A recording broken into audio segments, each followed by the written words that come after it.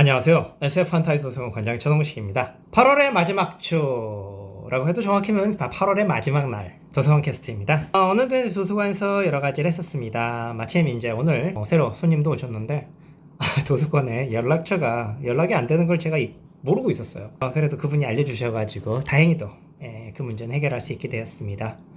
앞으로도 일요일날 1시부터 시작해서 8시까지 꾸준히 운영하니까 편히 찾아주세요. 도서관이 파주에 있기 때문에 접근성이 좀 떨어지는 문제는 있습니다. 그래도 혹시라도 이쪽 근처에 오시는 분이 계신다면 오다가 들어주시면 좋겠습니다. 커피도 그 다음에 케이크라든가 빵 같은 것도 여러 가지 준비해놨어요. 같이 나눠 먹으려고요. 자, 이렇게 손님께서 찾아오셔가지고 책을 보시는 동안 저는 이제 이것저것 정리했습니다. 손님께서는 그래픽 노블에 관심이 많은데 사실 보기 힘들다고 해요. 다행이라고 할까요? 저희 도서관에는 그래픽 노블 책들이 굉장히 많습니다.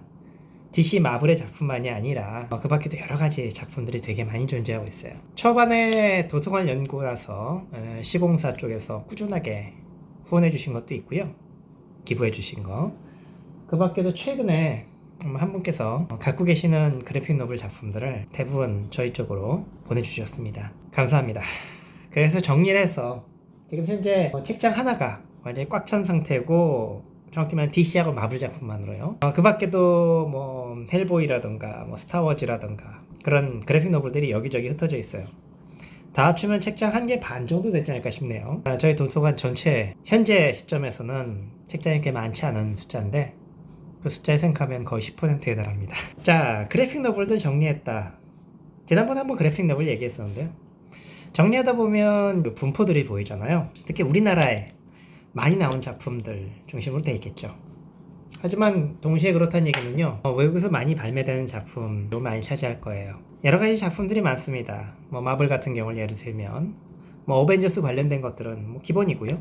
엑스맨이라던가 아이언맨, 캡틴 아메리카라던가 토르, 특히 이제 캡틴 아메리카와 아이언맨 작품들이 좀 많은 편인데, 그리고 이제 스파이더맨은 워낙 많습니다. 하지만 이러한 DC 마블의 슈퍼히어로 그래픽 노블 중에서도 제일 눈에 많이 띄는 것은 역시 배트맨입니다. 압도적이에요. 배트맨 작품만으로 책장 한 칸이 꽉 찹니다. 그래픽 노블은 두께가 얇아요. 그렇기 때문에 일반 책보다 훨씬 많이 들어갑니다. 그런데 물론 크긴 크지만 책장 하나 거기다 채운다는 얘기는 그만큼 배트맨 작품이 많이 나왔다는 거죠. 시공사에서도 나왔지만 과거에 이제 세미콜론이라는 회사에서도 굉장히 많이 나왔어요. 지금 여기 보이는 배트맨 이어 1도 역시 세미콜론에서 나온 작품입니다. 그래서 이제 생각해요.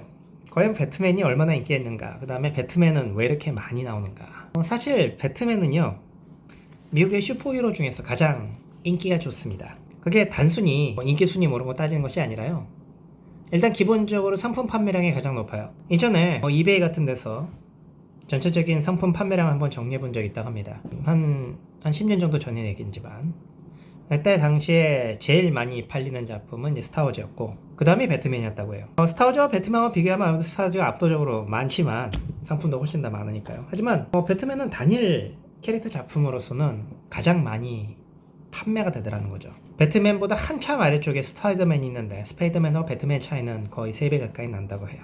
굉장한 양이죠. 근데 어떻게 이렇게 배트맨 상품들이 인기가 있을까? 그건 당연히 배트맨이 있기 때문일 거예요. 배트맨은요, 1939년에 나왔습니다. 1948년에 슈퍼맨이 등장하게 되죠. 물론 이건 참이 아니고 이슈 1. 1938년에 액션 코믹스라는 잡지에서 슈퍼맨이 등장하고 엄청난 인기를 끌게 돼요. 저게 뭐야? 새인가? 비행기인가? 아니야, 슈퍼맨이다. 당시 슈퍼맨은 지금 나오는 거에 비하면 훨씬 약했어요. 빌딩을 건너뛸 수 있는 만큼의 실력이라던가 열차를 가로막을 수 있는 힘이라던가 그 정도로 이제 그렇게 강하지는 않았지만 어쨌든 당시 사람들에게 굉장히 큰 희망을 주었습니다. 당시는요, 일단 대공황기가 끝나고 사실상 완전히 끝난 것도 아니었지만, 그리고 대공황의 피해를 입었고, 그리고 나서 범죄의 전쟁으로 사람들이 많이 상처 입은 시기였어요. 나가서 1938년이면 슬슬 전쟁의 소문이 들려오는 그런 시기기도 했었습니다. 유럽에서. 당시 미국인들에게 있어서는 그렇게 중요한 건 아니었지만 굉장히 불안한 시기였죠. 그 불안한 시기에 사람들은 영웅을 찾게 돼요. 슈퍼맨은 바로 그러한 관점에서 등장한 캐릭터였죠. 슈퍼맨은요, 원래 모델이 모세입니다. 외부에서 도착한, 그러니까 저 우주 멀리에서 멸망하는 우주에서 크립톤 행성이라는 데서 위대한 아버지가 아들 탈출시킨 거죠. 그 탈출한 아들이 지구에 도착해서 구원자가 됩니다. 도덕적이고 위대한 구원자가 되죠. 근데 나중에는 그 슈퍼맨이 예수 쪽으로 모델이 좀 약간 바뀌긴 해요. 실제로 그거랑 비슷한 점이 많죠. 위대한 아버지가 내려다보는, 이 세상을 구원하기 위해서 내려다보는 존재.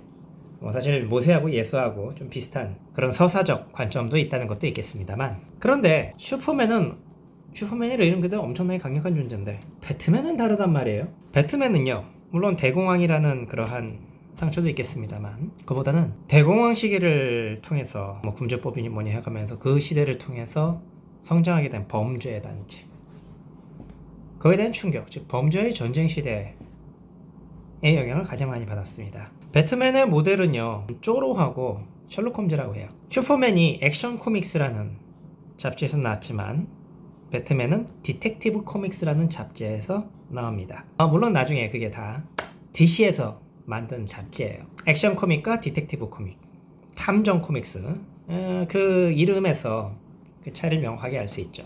배트맨의 특징은 슈퍼가 아니란 거죠. 배트맨은 슈퍼파워를 가지고 있지 않아요. 그에 대해서 누군가 배트맨의 슈퍼파워는 뭐예요? 하면 배트맨은 돈이 많아 이렇게 얘기하는 것도 있겠지만, 사실은요, 배트맨이 초반에 등장할 때는요, 돈에 대해서 그다지 강조하지 않아요. 요즘 들어가지고는 배트맨이라는 캐릭터가 졸부의 전형적인 느낌, 졸부는 아니죠. 엄청난 막대한 권력을 지니고 있는, 막대한 부를 지니고 있는 존재니까. 그래서 돈질하는 그런 캐릭터처럼 묘사되는 경우도 많이 있지만 사실 그렇게 나온 적은 없었습니다. 적어도 코믹스에서는요, 배트맨이 돈질을 하는 일을 찾기가 되게 힘들어요. 원래 처음부터 그랬고 지금도 마찬가지입니다. 배트맨이 이른바 돈질을 하는 캐릭터로 등장하게 된 것은 사실은 영화의 영향이 굉장히 큽니다. 맨 처음에 팀 버튼이 영화를 만들었습니다. 배트맨이라는 영화를 만들었죠. 그게 아마 1989년인가 그랬던 것 같은데, 그때 당시에 사실은 제가 고스트버스터즈 2를 좋아하는데 고스트버스터 2가 배트맨하고 정면으로 부딪혀서 온팡 망했거든요. 그래서 좀 언제도 기억을 하고 있는데, 거기에서 처음으로 배트맨의 저택이라던가 저택지하에 있는 기지, 그리고 거기에서 배트모빌 같은 것들이 강조가 됩니다. 배트맨은 장비를 가지고 있어, 돈으로 그런 활약하는 그런 영웅이야. 하지만요, 사실 팀버튼의 배트맨에선 그런 것들은 그다지 강조되지 않았었어요. 굳이 말하면 팀버튼에서 배트맨에서 가장 강조된 건 사실 정신병적 느낌입니다. 배트맨도 그렇고요, 조커도 그렇고, 그리고 이 편에서 등장하는 캐트우먼이라든가 아니면 펭귄 같은 경우도 없고요. 약간 정신적으로 조금 약간 일종의 정상에서 약간 벗어난 듯한 캐릭터처럼 묘사가 됐어요. 특히 배트맨이란 존재는 원래부터 약간 강박관념이 있고 집착하는 캐릭터입니다. 왜냐면요, 배트맨이라는 캐릭터가 탄생하게 된 것이 사실 이런 장면 때문이거든요. 배트맨의 출신 웨인 가문은 명문입니다. 배트맨 비긴즈를 보게 되면 배트맨 기지를 만드는 데가 남북전쟁 때 남부에서 흑인들을 탈출시키기 위한 그런 지하 통로였다고 얘기를 해요. 옛날부터 사람들을 위해서 무언가를 하는 그런 가문이었어요. 옛날부터 돈이 많은 가문이었죠. 그 부분이 자세히 묘사되진 않아요. 나중에 가게 되면 웨인 가문이 이렇게 대단했어? 하지만 웨인 가문의 저택도 있긴 하지만 아버지는 그냥 평범한 의사처럼 등장을 하고요. 어머니는 그냥 내연의 조울, 그래서 뭔가 그게 눈에 안 띄는 것, 평범한 서민처럼 맨 처음에 묘사가 됐거든요. 사실 이런 장면을 보더라도, 이 장면을 보더라도 사람들이 무슨 갑부라는 느낌은 안 들잖아요. 영화를 보고 나오다가, 연극이었던가? 연극을 보고 나오다가 범죄에 의해서 희생됐어요. 범죄의 전쟁 시대 미국에서는 굉장히 많은 사람들이 범죄로 인해서 가족이나 친구나 친지들을 잃게 됩니다. 그런 면에서 배트맨이라는 캐릭터는 그들과 공감할 수 있는 면이 굉장히 강한 인물이었죠. 그건 지금도 마찬가지예요. 미국에서 총기 사고라던가 엄청나잖아요. 총기에 의해서 살해됐습니다. 어린 시절에 부모의 시체를 눈앞에서 보게 되죠. 얼마나 충격이었을까. 그 결과 브루스 웨인, 훗날 이제 배트맨의 캐릭터는 범죄에 대해서 증오심을 갖게 돼요. 범죄에 대해 집착하게 되고, 범죄에 대해 강박감을 갖게 되고, 그 범죄에 대한 짐착, 그게 배트맨을 만드는 원동력이 되지만, 사실 그 배트맨이 어떤 정신병적 증세를 가지고 있다라는 표현은 거의 등장하지 않았어요. 원래 큐닉스도 그렇고요. 그런데 팀 버튼은 그 자신의 독특한 그런 색채를 통해서 배트맨을 그렇게 독특하게 포장을 하게 됩니다. 그게 굉장히 인상적으로 다가오게 되죠. 특히 거기에서 배트맨과 조커가 실질적으로 서로를 만들어낸, 조커에서 부모가 죽었고 나중에 배트맨에 의해서 조커가 탄생하는 그런 형태로 만들어냄으로써 굉장히 인상적인 느낌을 주었죠. 조커 얘기했으니까 나오는데 조커는 과연 어떻게 태어나는가? 킬링 조크라는 이 작품을 보게 되면 도대체 그 조커라는 놈이 어떻게 태어났지? 같은 것들이 등장하게 되는데 재밌는 건 뭐냐면요. 결국에 이것도 뭐 조커가 자기가 어떻게 태어났는지 어떻게 막 얘기하지만 나중에는 이게 정말일까? 농담이자?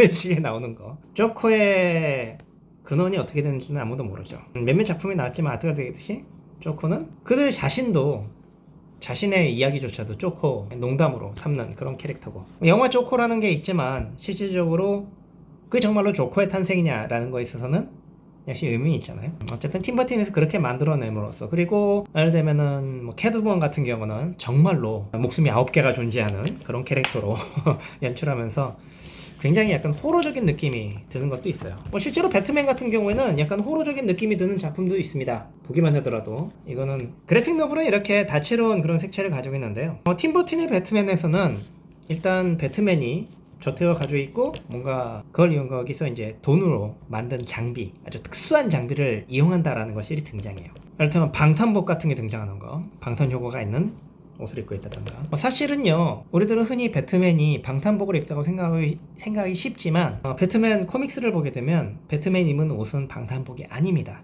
그러다 보니까 배트맨의 옷이 찢어진다거나 하는 장면 그런 것들을 많이 볼 수 있죠. 엉망진창으로 되는 장면. 물론 배트맨이 강화복 같은 걸 입는다거나 그런 것도 충분히 있어요. 돈이 있으니까. 하지만 아이언맨하고는 근본적으로 틀립니다.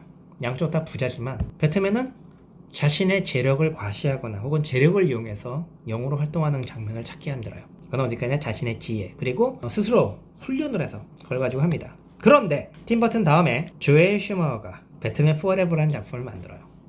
이 배트맨 포레버가 어떤 면에서 그 돈지랄하는 배트맨이라는 캐릭터를 가장 가깝게 느끼게 만든 작품이었을 거예요. 그 시작이었다고 해도 과언이 아닌데 거기서 보게 되면 배트카가 네온 사인 형태로 가지고 반짝반짝 빛납니다. 바퀴에 배트맨 문양이 딱 새겨져 있는데 그게 퍼렇게 빛나요. 와 뭐라고 할까. 거기서 로빈도 등장하는데 로빈이 등장하면서 로빈이 같이 출동할 때 탁 하면서 리모컨 가지고 딱딱 켜는데 배트모빌들이 쫙 펼쳐져 있는 모습. 와 이 사람 돈지랄하는구나. 그걸 절실하게 보여줍니다. 사실은요 배트맨 코믹스에서 보면요 브루스 웨인 모습에서도요 돈지랄하는 모습을 찾기 힘들어요. 기금에 기부한다던가 그런 장면을 자주 볼 수 있죠. 그렇지만 이 사람이 무진장 돈이 많아서 돈을 가지고 막 휘두른다. 왜냐면 지폐로 때린다고 하잖아요. 뺨을 때린다. 그런 느낌을 찾을 수가 없어요.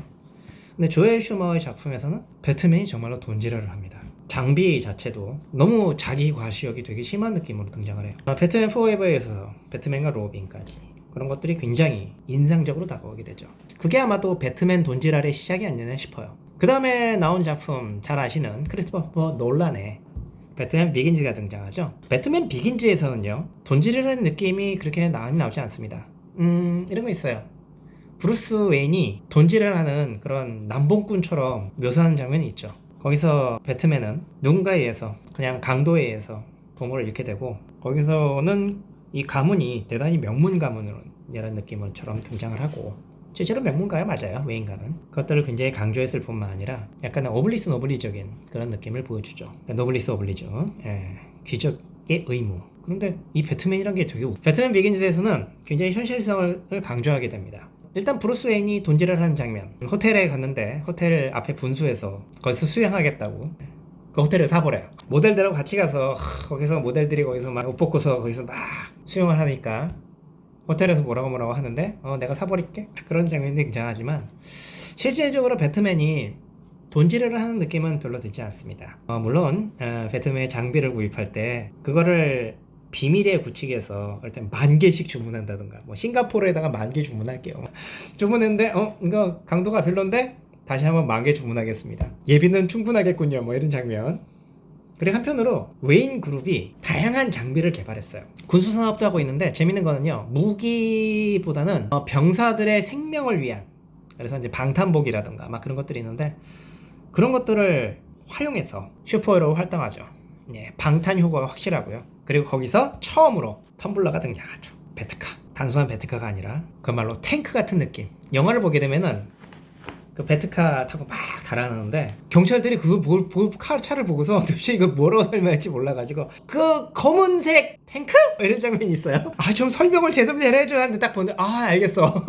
딱 보면 확실하게 다르거든요. 텀블러라고 불리는 원래는 이제 다리 위를 건너뛰면서 거기 다리 교량 건설을 위해서 만들었다는 건 설정인데 그러다 보니까 점프하는 능력도 있고 무진장 튼튼한 멋진 차량이죠. 영화 촬영할 때 그거 한 2대인가 3대인가 만들었는데 거기 뭐 스턴트맨도 그렇고 배우도 그렇고 이거 마음에 들어서 사고 싶다 라고 했는데 안 팔았다고 해요. 어쨌든 그러한 연출을 통해서 배트맨이 돈이 많지만 그거를 실용적인 목적에 사용하는 모습들이 보여지게 되죠. 그리고 나서 등장한 것이 바로 배트맨 대 슈퍼맨 저스티스의 시작입니다. 자, 여기서는 돈질을 할까요? 배트맨이요 돈을 이용해서 슈퍼맨과 맞설 수 있는 장비를 만든 건 맞아요.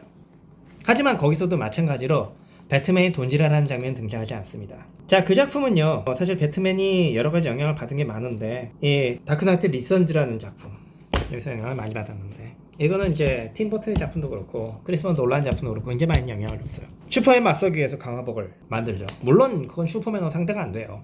하지만 어떻게든 간에 슈퍼맨과 맞서기 위해서 여러가지 장비를 준비하는 건 있죠. 그러나 거기서 강조되는 부분은요 도저히 이길 수 없는 슈퍼맨이라는 상대, 정말로 이길 수 없는 존재예요. 맨 오브 스틸에 등장한 슈퍼맨은 정말 상상을 초월 정도로 강력하거든요. 걔하고 어떻게 싸우지? 걔하고 싸우기 위해서 죽을 만큼 고생하는, 죽을 만큼 노력하는 그런 모습이 강조돼요. 그런데 문제는 그 다음이죠. 저스티스 리그가 등장합니다. 조스 웨던이 만든 거예요. 원래는 잭 스나이더가 만들고 있었지만 잭 스나이더의 딸이 사망하면서 잭 스나이더가 시리에 빠져가지고 감독을 포기하게 되죠. 그래서 조스 웨던이 만들었습니다. 어벤져스를 굉장히 잘 만들었으니까 이제 충분히 만들 수 있을 거라고 생각했어요. 근데 이게 웬일입니까? 거기서 배트맨이 진짜 돈지레라는 장면들이 등장해요. 플래시가 물어보죠. 당신은 슈퍼파워가 뭐가 있죠? 난 부자야! 리치! 그게 바로 거기서 등장합니다. 그뿐이 아니에요. 맨 처음에 아쿠아맨을 만났을 때 아쿠아맨이 그 사람이 아쿠아맨이라는 걸 모르고 평범한 가이드처럼 생각해서 돈다발을 들고서 매수하려는 장면이 등장을 해요. 여기서 등장하는 배트맨은요 돈만 많은 스폰서 같은 느낌? 그냥 졸부예요. 엄청나게 돈이 많아가지고 주체 못하는 하지만 되게 무능하게 등장합니다. 그게 아까 했던 조엘 슈마의 작품과 함께 배트맨이 이렇게 웬 졸부야 배트맨은 너무너무너무 밉상이다라는 느낌으로 보여지게 된 것 같아요. 이전에 누군가 무슨 그림 웹툰에서 테러범이 강도가 이제를 잡고 100만 달러 안 내놓으면 이 사람들 다 죽여버리겠어 하니까 배트맨이 정확히 말하면 브루스 웨인이 줘버려 이런 장면이 나오게 되는데 바로 그런 게 일단은 조엘 슈머 그리고 조스 웨던이 영향을 받았다는 거죠. 사실 잭 스나이더 판에서는 그 장면이 없어요. 나는 부자야라는 장면이라든가 아니면 아쿠아맨을 돈으로 매수하려는 장면, 정확히 말하면 아쿠아맨이 아니라 그 가이드를 돈으로 매수하려는 장면이 안 등장해요. 도리어 거기서는요 그 사람이 아쿠아맨이라고 알면서 떠보는 느낌으로서 연출이 됩니다. 상당히 굉장히 매력적인 모습으로 보여지게 되죠. 제가 왜 이렇게 돈 관리에 관련해가지고 장황하게 늘어났을까요? 간단해요. 배트맨이 그렇게 인기 있는 이유 중에 하나는요 아이언맨하고 좀 달라요. 아이언맨은 돈이 많고 돈 자랑을 하는 캐릭터입니다. 그게 어떤 면에서는 사람들에게 매력적으로 보여요. 하지만 배트맨은 아닙니다. 배트맨은요 집안 대대로 명문 가문이고 신사예요. 그리고 미국인들 대다수와 마찬가지로 상처를 안고 있는 사람입니다. 네, 사람, 인간이에요. 슈퍼맨은 인간이 아니죠. 사실 원더맨도 그래요. DC의 많은 영웅들, 예를 들면 저스티스 같은 작품을 보게 되면 슈퍼맨, 배트맨, 원더우먼이 있고 그 밖에도 이제 샤잠이라던가 많은 캐릭터들이 있죠. 마션 맨헌터라던가. 그런데 이 배트맨하고 배트맨의 나머지 캐릭터를 보게 되면 인간적인 면모들이 잘 드러나는 캐릭터로서의 부분이 좀 많이 없습니다. 사실 슈퍼맨도 그래요. 슈퍼맨이 가장 인기 있던 거는 크리스토퍼 리브라는 배우가 맡았던 슈퍼맨이었던 것 같습니다. 그 캐릭터는요 일단 평소 모습 영어로 말하면 위장한 모습이죠. 클라크 켄트라는 위장한 모습일 때 정말 바보 같아요. 그런 부분이 슈퍼맨의 인간적인 면을 굉장히 강조하는 느낌이 듭니다. 그래서 인간적인 고뇌를 많이 하기도 하고요. 특히 슈퍼맨에서 그런 장면들을 많이 보게 되죠. 배트맨은 그게 더 명확해요. 그러니까 훨씬 더 친숙하게 다가온다는 거죠. 그것이 배트맨의 가장 매력적인 서사입니다. 사실 배트맨이 항상 그랬던 건 아니에요. 맨 처음에 등장했을 때는 확실하게 그러니까 사실상 이제 배트맨이 맨 처음에 활약했을 때 이건 나중에 나온 거지만 범죄에 대한 증오심, 범죄에 대해 집착하는 모습을 확실하게 보여줬어요. 약간 느와르적인 느낌이었습니다. 그런데 배트맨이 너무 그러다 보니까 만화책 주 고객은 역시 아이들 아니겠어요? 아이들이 보기엔 좀 별로였단 말이에요. 아이들이 접근하기 좀 힘들었어요. 사람들에게 보편적으로 인기를 끈 건 사실이었지만 거기서 1940년 바로 1년 뒤에 코믹한 어린이 동료인 로빈이 등장하게 됩니다. 로빈 딱 봐도 어린애잖아요. 아이들의 입장에서는 공감하기 훨씬 더 쉬운 캐릭터였죠. 그리고 나서 배트맨이 굉장히 활동을 많이 하게 되는데 그러면서 약간은 코믹하게 됐고 1950년대 가게 되면요 미국 만화 코드 연맹이라는 그러한 조직이 등장하게 되고 그 조직에서 폭력적인 만화를 퇴출시키자라는 운동이 벌어져요. 굉장히 강렬한 운동이었습니다. 그 과정 속에서 배트맨도 역시 충격을 받았고 그러다 보니까 갑자기 모험물로 바뀌었어요. 막 우주여행을 한다던가 어딘가 뭐 탐험을 한다던가 그러다가 1960년대 아담 웨스트의 드라마가 등장합니다. 혹시 보신 분 계실지 모르겠어요. 막 이렇게 배트맨이 막 뛰고 있는 장면. 그 작품에서 보여지는 특징이 뭐냐면 만화처럼 뭐 빠웅, 퐁, 빵 이런 식의 그 효과음을 같은 거를 확 연출하는 그런 만화적 연출이라든가 나오는 장비들도 굉장히 희한한 장비들이 많이 등장했어요. 아주 코믹하고 웃기는 장비들. 그리고 아담 웨스트가 연기한 것 자체도 약간 코믹한 느낌으로 연기를 했고요. 그러다 보니까 배트맨 자체가 약간 가족 히어로 같은 느낌으로 바뀌었죠. 그런데 그것이 아담 웨스트의 드라마는 상당히 인기를 끌었지만 한편으로 보자면 기존의 배트맨 팬들에게는 굉장히 안 좋았던 것 같아요. 거기서 1980년대에 이 작품이 등장하게 돼요. 다크나이트 리턴즈. 프랭크 밀러의 이 작품은 배트맨이 오랫동안 활동하고 나아가던 시점의 이야기입니다. 배트맨은 슈퍼파워가 없잖아요. 열심히 운동하면서 활동하지만 당연히 상처도 많이 입고 몸도 욱신욱신되는 그런 상태예요. 거기에서 범죄에 맞서 싸워야 될 뿐만 아니라 나중에는 여기서 보게 되면은 슈퍼맨이 정부와 손을 잡고 있어요. 그래서 슈퍼맨하고 배트맨하고 맞서는 그런 장면이 나와요. 여기서 이제 강호보이라던가 그렇게 등장합니다. 이제 나중에 또 계속 등장하면서 여러 가지 이야기가 등장하는데 가장 중요한 건요 이 작품에서 다크나이트라는 인상을 굉장히 강렬하게 심어줬다는 거예요. 특히 다크나이트 리턴즈에서는 처음에 로빈 등장하지 않아요. 나중에 이제 로빈 역할을 하는 캐릭터가 등장합니다. 여자예요. 하지만 초반에 로빈이 없었습니다. 그러다 보니까 더더욱더 강렬한 느낌이 훨씬 다가오게 되죠. 이것이 이후에 팀 버튼이라든가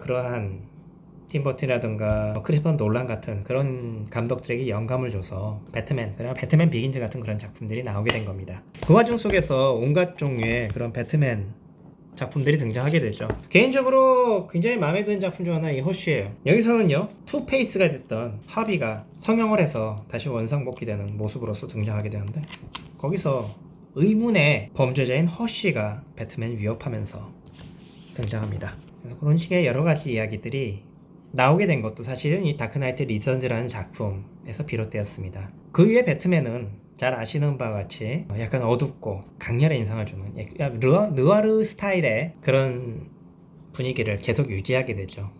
물론 이제 조엘 슈마라든가 조스 웨던 같은 사람들이 배트맨 쫄부야! 배트맨은 돈이 많잖아! 배트맨 돈으로 활약하는 캐릭터야!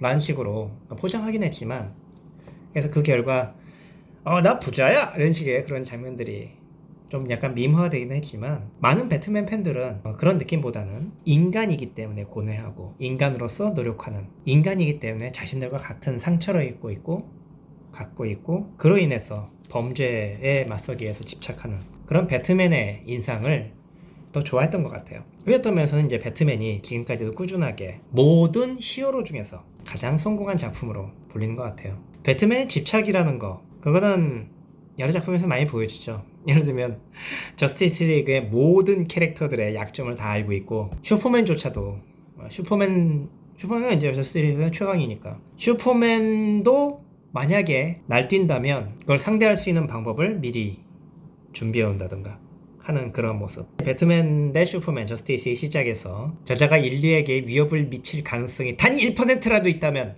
나는 그 자를 가만둘 수 없어 라는 그런 식의 모습으로 보여지게 되죠. 좀 약간 지나친 비약인 느낌이 들 수 있겠지만 이 배트맨 2호 1을 보다 보면 역시 프랭크 밀러가 스토리에 쓴 작품인데 배트맨이 왜 그러한 집착을 가지고 있는지 배트맨이 지금 이런 식으로 훈련하면서 하는 그런 모습들도 보여지게 되는데 그것들을 참 잘 느낄 수가 있어요. 그리고 동시에 배트맨 이야기 속에 나오는 여러 가지 캐릭터들 악당들 뭐 조커라든가 온갖 캐릭터들이 그들 역시 무언가에 대해 집착하고 있는 캐릭터라는 걸 되게 잘 보여주죠. 뭐 대표적인 예로 보자면 조엘 슈머 작품에서 짐 캐리가 맡아서 굉장히 개그적인 모습만 연출했던 리들러 같은 캐릭터 이번에 배트맨 영화에서 더 배트맨에서 리들러가 등장했잖아요. 좀 약간 아쉽긴 했지만 문제에 엄청나게 수수께끼를 내는데 엄청나게 집착한다는 거. 투페이스의 모습이라던가. 그것도 조엘 수메어 작품에서는 굉장히 잘못 그려졌어요. 왜냐면 투페이스는 동전을 던져서 나오는 쪽에 따라서 그 결정은 무조건 따르는데 조엘 슈머의 배트맨 포에버에서는 투페이스가 뒷면에 나올 때까지 계속 동전을 튕기는 모습을 볼 수 있어요. 정말 이상한 장면이죠. 그냥 앞면이 딱 나와버리면 그럼 배트맨은 놔주는 게 맞아요. 그거는 배트맨 다크나이츠에서 하비 덴트가 투페이스가 된 직후의 모습을 보여주죠. 자기의 원수인 캐릭터인데도 경찰, 부패한 경찰, 자기의 원수인데도 불구하고 안면이 나왔기 때문에 그냥 놔줘버리는 그런 장면. 굉장히 인상적이에요. 여기서 리들러를 보게 되면 이 작품에서도 사실 리들러가 굉장히 재밌게 나오는데 리들러가요 배트맨의 정체를 눈치챕니다. 배트맨의 가면 밑에 있는 사람은 누굴까? 그리고 이제 나는 그야말로 봉을 잡은 사람이 되는 거지. 근데 그렇지 브루스 이렇게 얘기하는데 배트맨이 얘기합니다. 코끼리가 울타리 위에 올라앉으려면 얼마나 시간이 걸리지? 뭐라고? 코끼리가 울타리 위에 올라앉으려면 얼마나 시간이 걸리지? 그야 새로 울타리를 하나 세울 시간이지. 그건 누구나 다 아는 수수께끼잖아. 그렇기 때문에 나는 너를 전혀 두려워할 필요가 없는 거야. 왜? 리들러는요 수수께끼가 중요한 캐릭터예요. 근데 누구나 아는 해답이라면 그거는 수수께끼가 아니잖아요. 배트맨은 브루스웨인이야! 라는 걸 누구나 안다면. 그래서 그런 집착하는 모습 같은 것들이 굉장히 매력적으로 그려지는. 그래서 이 작품을 좋아하는 이유 중에 하나가 그거예요. 배트맨과 배트맨 이외의 여러 가지 캐릭터들의 그 캐릭터성을 굉장히 잘 살려줬다. 어쩌면 뭐 정신병, 팀 버튼에서 얘기한 정신병적 얘기라고 할 수도 있겠지만 누구나 사람들은 집착하는 게 있잖아요. 그런 인간적인 모습, 그걸 재밌게 즐길 수 있는 작품으로서 이 배트맨 작품들이 굉장히 많습니다. 굉장히 길어졌나요? 여기까지 하고요. 한번 배트맨의 진정한 재미를 보시려면요 그래픽 너블로 나왔던 여러 작품들 한번 접해보시길 권해요. 물론 영화도 충분히 좋습니다만 코믹스에는 역시 코믹스만의 훨씬 매력적인 점이 있습니다. 그러다 보니까 배트맨 같은 경우에는 뭐 이렇게 게임도 인기가 있잖아요. 그래서 게임을 바탕으로 한 소설, 그래픽 노블, 배트맨 어사일럼 같이 이렇게 배트맨 관련된 또 다른 콘텐츠들이 많이 존재하고 있어요. 배트맨이 범죄에 맞서 싸운다. 그리고 한편으로는 권력을 가질 수 있는 엄청난 재력이 있는 캐릭터인데도 불구하고 서민과 훨씬 가깝다라는 거는 이 작품 슈퍼맨 레드선에서도 어느 정도 느낄 수 있어요. 이 작품에서는 슈퍼맨이 소련에 도착했고 거기서 소련에서 인민의 영웅이 됩니다. 그리고 소련의 공산주의 독재를 체제를 구축하게 되죠. 근데 그와가 맞서는 캐릭터가 등장해요. 바로 배트맨이에요. 배트맨이 여기서는 이제 소비에트에서 활동하고 있는데 그 배트맨은요 있지? 여기 보면은 배트맨과 슈퍼맨이 싸우는 장면 굉장히 인간적이죠 여기도.